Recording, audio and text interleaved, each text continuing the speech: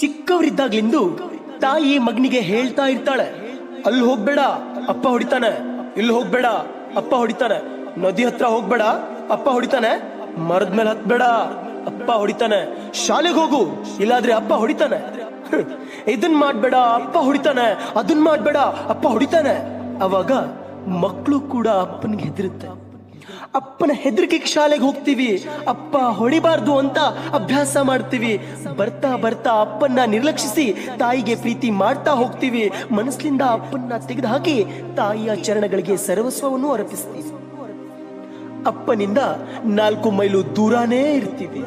ಮಕ್ಕಳು ತಾಯಿ ಬಗ್ಗೆ ಹಾಡು ಹಾಡ್ತಾರೆ, ಮಕ್ಕಳು ತಾಯಿ ಬಗ್ಗೆ ಕವನ ಬರೀತಾರೆ. ಆದ್ರೆ ಯಾವ ಮಕ್ಕಳು ತಮ್ಮ ಅಪ್ಪನ್ನ ಹಾಲಿನ ಕೆನೆ ಅನ್ನಲ್ಲ, ಗುಡಿ ಮೇಲಿನ ಗೋಪುರ ಅನ್ನಲ್ಲ. ಅಪ್ಪನ ಬಗ್ಗೆ ಮಾತಾಡಕ್ಕೆ ಮಕ್ಕಳ ಹತ್ರ ಶಬ್ದನೇ ಇರಲ್ಲ. ಮಕ್ಕಳು ಆಟ ಆಡ್ಬೇಕಾದ್ರೆ ಕಾಲಿಗೆ ನೋವಾದಾಗ ಮಕ್ಕಳು ಅಪ್ಪ ಅನ್ನಲ್ಲ, ಅಮ್ಮ ಅಂತಾರೆ. ಅಮ್ಮ ಮನೆಯಲ್ಲಿದ್ರೆ ಮನೆ ತುಂಬಿದಂಗಿರುತ್ತೆ, ಅಪ್ಪ ಮನೆಯಲ್ಲಿದ್ರೆ ಅದು ಸ್ಮಶಾನದ ಶಾಂತತೆ. ಮಕ್ಕಳು ಆಣೆ ಹಾಕಿದ್ರು ತಾಯಿ ಮೇಲೇನೆ ಹಾಕ್ತಾರೆ, ಅಪ್ಪ ಆಣೆ ಹಾಕಿಸ್ಕೊಳ್ಳಕ್ಕೂ ಲಾಯಕ್ಕಿರಲ್ಲ ರೀ. ಅಪ್ಪ ಇರ್ತಾನೆ, ಕೇವಲ ಮಕ್ಕಳ ಹೆಸರು ಮತ್ತು ಅಡ್ಡ ಹೆಸರಿನ ನಡುವೆ ಮಾತ್ರ. ಮಕ್ಕಳು ದುರ್ಗೆಗೆ ದೇವಿ ಅಂತಾರೆ, ಭೂಮಿಗೆ ತಾಯಿ ಅಂತಾರೆ, ಭಾರತಿಗೆ ಮಾತೆ ಅಂತಾರೆ. ಆದ್ರೆ ಅಪ್ಪ ಮಾತ್ರ ಈ ಭೂಮಿಯಿಂದ, ಈ ದೇಶದಿಂದ, ಮಕ್ಕಳ ಮನಸ್ಸಿಂದ ಯಾವಾಗ್ಲೂ ದೂರನೇ ಇರ್ತಾನೆ. ಅಪ್ಪ ಅಂದ್ರೆ ಬಹಳ ಕೆಟ್ಟವನು, ಬಹಳ ನಿರ್ದಯಿ, ಏನೂ ಕೊಡಿಸದವನು, ಕಠೋರ ಮನಸ್ಸಿನವನಾಗಿರ್ತಾನೆ. ಅಪ್ಪ ಅಂದ್ರೆ ಮಕ್ಕಳ ಕನಸಲ್ಲಿ ಬರುವ ಬಲೂನು ಮಾತ್ರ. ಅಪ್ಪ ಅಂದ್ರೆ ಹಣ ನೀಡುವ ಯಂತ್ರ ಅಷ್ಟೇ. ಅಷ್ಟ್ ಕೆಲ್ಸ ಆದ್ರೆ ಆತನ ಉಪಕಾರ ಮುಗಿತು. ಹೀಗೆಲ್ಲ ಇದ್ರು ಯಾಕ್ರಿ ಅಪ್ಪ ಸತ್ ಮೇಲೆ ಮಕ್ಕಳ ಹೃದಯ ಕುಗ್ಗುತ್ತೆ? ಯಾಕ್ರಿ ಮಕ್ಕಳ ಕಣ್ಣಿಂದ ನೀರ್ ಬರುತ್ತೆ?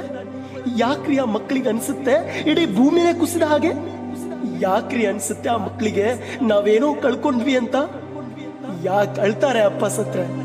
ಯಾಕ್ರಿ ಹೆದರುತ್ತೆ ಆ ಜೀವ ಅಪ್ಪ ಹೋದ್ಮೇಲೆ?